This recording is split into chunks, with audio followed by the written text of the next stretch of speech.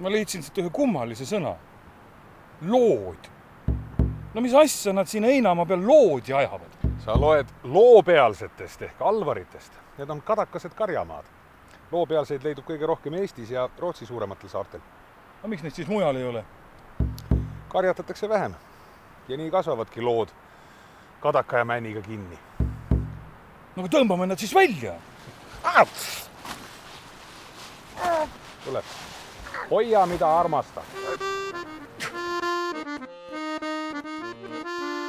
Loopealsed ehk alvarid on pärandkooslused.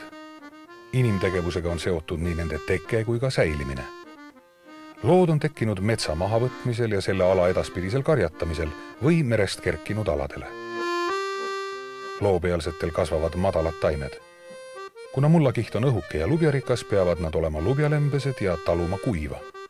Siin koos kasvab niivõrd eriline kompott liike. Osad liigid, kes on tulnud kaugelt Põhja subarktikast, leidnud endale siin Eesti loopealsetel sobiva koha. Ja samal ajal koos nendega kasvab suur hulk liike, kes on pärit üldsegi Lõuna-Siberist, Kagu-Euroopast, stepialadelt ja kellel vahepeal Euroopas üldsegi kasvukohta ei ole. Alvareid on vähe. Peaaegu kolmandik kogu maailma loopealsetest asub Eestis. Rohkem on neid vaid Rootsi suuremail saartel Ölandil ja Gotlandil. Alvarite pindala on alates 30. aastaist karjatamise vähenemise tõttu kahanenud. Kiiremini kasvavad loopealsed kinni Eestis levinud paksema mullakihiga alvaritel, kus saavad metsataimed ja puud jõudsamalt kasvada.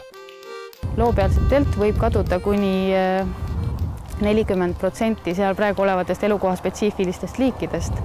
Ja just need liigid, kes seal loopealsetel ainult kasvada tahavad, on eriliselt ohustatud.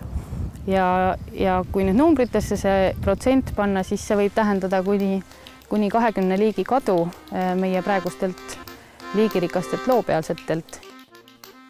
Teadlaste hinnangul tuleb Eestis loopealseid kiiresti taastada, muidu võivad need elupaigad 10 jooksul täielikult kaduda.